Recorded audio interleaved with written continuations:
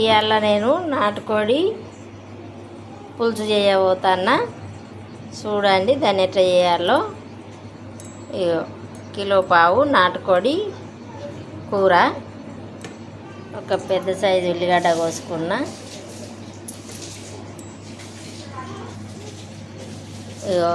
ఒక 50 గ్రాములంతా నూనె పోసుకున్నా. నూనె కాగుతుంది.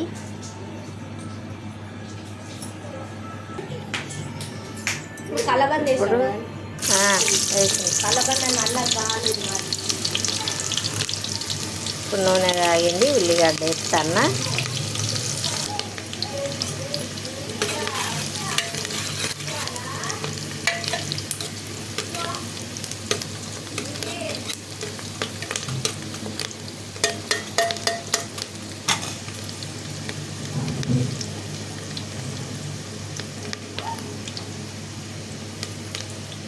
ఒక చెంచాడు అల్లం తాలింపు పెడతాను. కొన్ని కూరల్లో కొన్ని వేస్తేనే మంచిగా టేస్ట్ ఉంటుందండి. అన్ని తీర్లు వేసి వండితే ఆ కూర టేస్ట్ ఉండదు. మనం బాయిలర్ చికెన్లు వేసుకున్నట్టు అదోటి ఇదోటి అన్నీ వేస్తే నాటుకోడి కూర ఏం మంచిగా ఉండదు.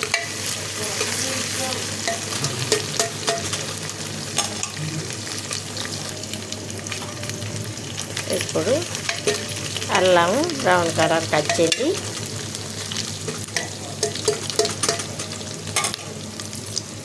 ఇప్పుడు చికెన్ వేస్తాను. చికెన్ అంటున్నది నాటుకోడి కూర వేస్తానండి.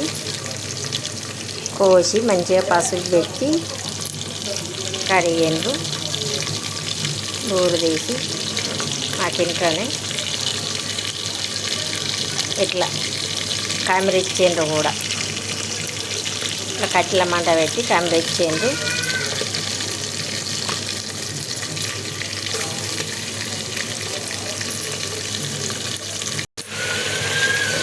కొంచెం పసుపు,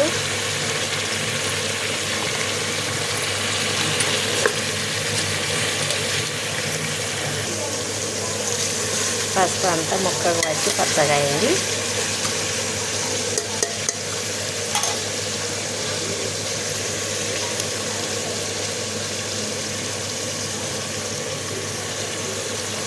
కారం అండి ఒక జాయింటాడు. మనం తినే అంత, ఎవరు తినే అంత వాళ్ళు వేసుకోవచ్చు అండి. ఒకరు ఎక్కువ తింటారు, ఒకరు తక్కువ తింటారు.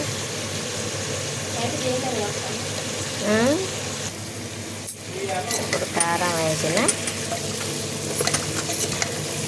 కొంచెం సేపు నూనెలో మగ్గినాక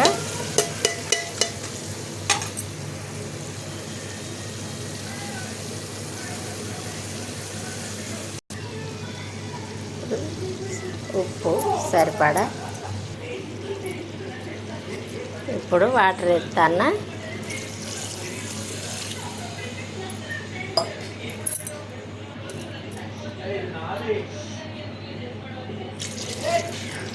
రెండు చెంబుల వాటర్ పోస్తానండి.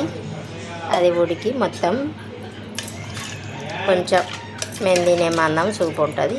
మెత్తగా ఉడకాలి కదా, నాటుకోడి గట్టిగా ఉంటుంది కదా, అందుకని 2 చెంబులు పోసిన. కొంచెం అయినాక ఒక గుబులు వచ్చినాక పచ్చళ్ళము గరం మసాలా వేస్తా. ఉడుకుతుందండి. ఇప్పుడు ఒక సైజు గింత సైజు చిన్న టమాటా వేస్తా కట్ చేసి. ఇప్పుడు ఉడికేటప్పుడు ఉడుకుతుంది కాబట్టి గరం మసాలా ఒక సగం చెంచా మందం,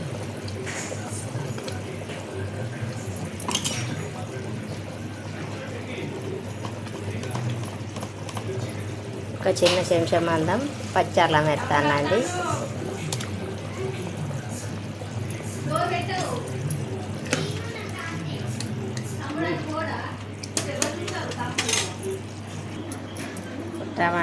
ఒక టమాటా కట్ చేసుకున్నానండి. దీంట్లో వేస్తాను. ఉడుకుతుంది.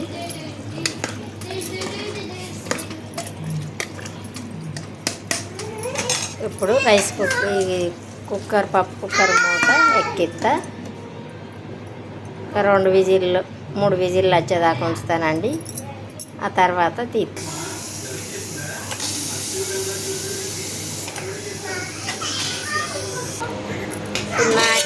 నాటుకోడి కూర పులుసు రెడీ అయిందండి. అన్నం వేసుకున్నాం అందరం. రాగి సంకటి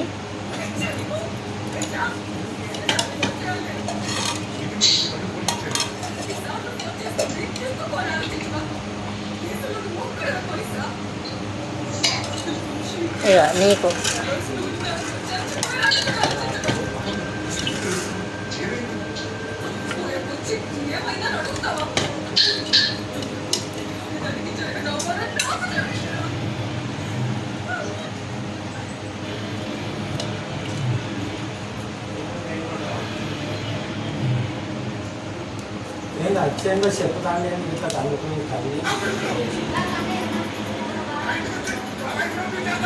అన్నీ ఒక కడ పెట్టుకున్నాం.